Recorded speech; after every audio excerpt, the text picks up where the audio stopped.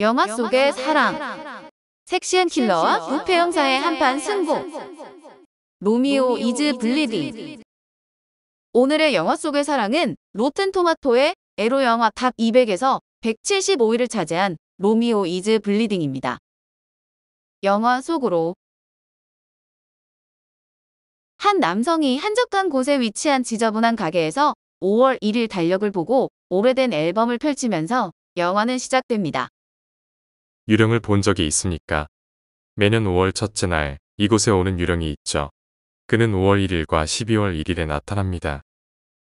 그에겐 아주 이상한 사연이 있죠. 그가 남긴 앨범을 내가 보관하고 있죠. 찾으러 올지도 모르니까요.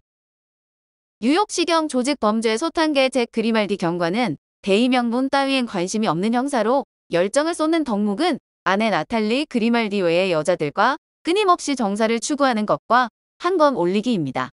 쾌락과 돈만을 추구하던 그에게 어느 날 조직 범죄단의 마수가 뻗쳐오는데 그들 조직 밀고자에 대한 정보를 파는 대가로 6만 5천 달러라는 거액을 받은 것입니다.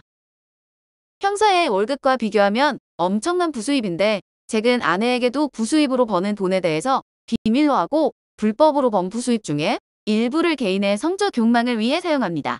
그는 카페 종업원인 쉐리와 불륜 관계를 유지하고 있는데 잭의 아내도 어느 정도 짐작은 하고 있었으며 그녀는 잭과 쉐리와의 관계도 알고 있었습니다.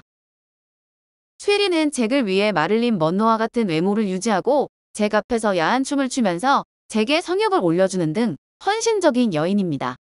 그렇게 큰 문제 없이 자신만의 생활을 유지하던 형사 잭에게 모나 드마르코라는 여자가 나타나면서 엉망이 되어버리는데 모나는 마피아가 고용한 킬러입니다. 그녀가 조직원을 죽이는 과정에서 현장에 있던 잭의 동료 경찰까지 모조리 살해하는데 다행히 경찰은 잭이 관여된 것을 모르고 있지만 잭은 이 사건으로 언제 잡힐지 모른다는 불안감에 휩싸이게 됩니다. 그러던 어느 날 잭은 살해 사건의 용의자로 모나를 체포하는데 그녀는 섹시하고 잔인하며 괴팍한 취향의 킬러로 조직의 보스인 펠콘의 전부입니다. 그러나 모나와 갈등을 겪고 있던 거물급 갱스터 돈 펠콘은 잭에게 모나를 해치워줄 것을 의뢰하고 모나는 경찰에 의해 체포되는데 잭은 그녀를 은신처까지 호송하는 일을 맡습니다.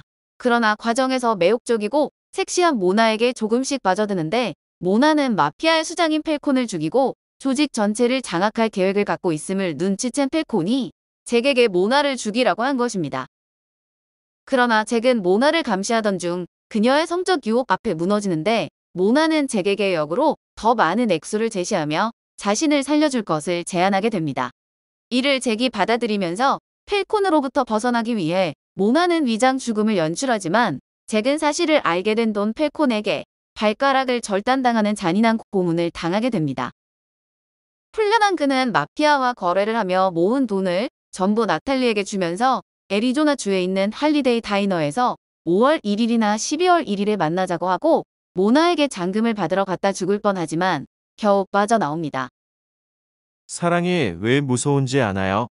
사랑은 당신 뜻대로 되지 않기 때문입니다.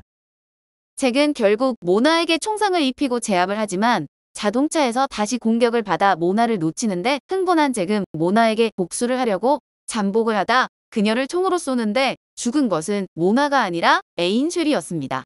잭이 사라진 후 모나는 자신의 자른 팔을 쉐리의 팔과 바꾼 후 불을 지르고 잭은 경찰인 줄 알았던 사람들에게 붙잡혀 모나에게 끌려오는데 그녀는 펠콘을 납치해 차에 가둔 상태였습니다.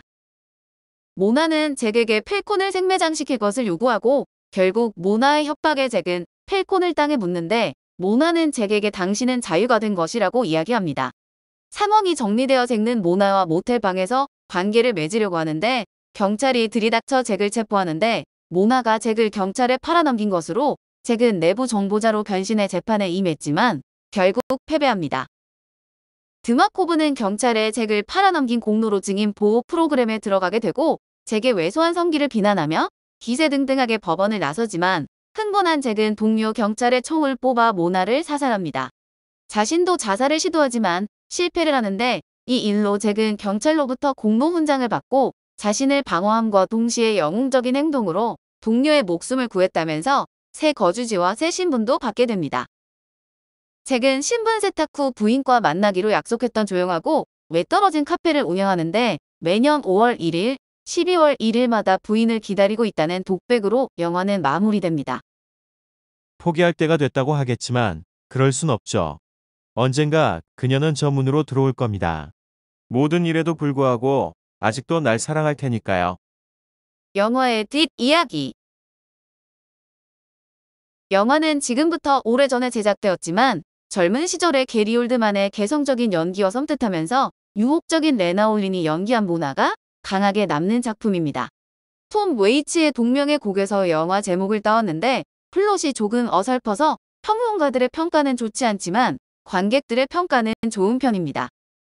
톰 웨이츠는 1949년생으로 미국의 싱어송라이터이자 배우로 국내에선 인지도가 높지 않지만 2006년 미국 음악 잡지 페이스트 선정 현존 가장 위대한 싱어송라이터 100인 중 4위를 차지한 바 있습니다. 영화를 만든 사람들. 피터 매덕은 1937년생으로 헝가리 태생인데 1956년 헝가리 봉기로 인해 영국으로 망명했는데 지배 계급, 체인지링, 크레이, 레팀 헤브잇 등이 대표작입니다. 게리 올드만은 대부분이 상류층인 영국 경화계에서 연기력만으로 출신을 극복한 영국 노동자계급 출신의 배우입니다. JFK의 리 하비 오즈월드, 트루 로맨스의 포주, 드라큘라의 드라큘라 백작, 내용의 부패한 형사, 1급 살인의 형무소 부소장, 에어포스 1의 테러리스트, 제오원소의 무기상 등 주로 악역을 맡아왔습니다.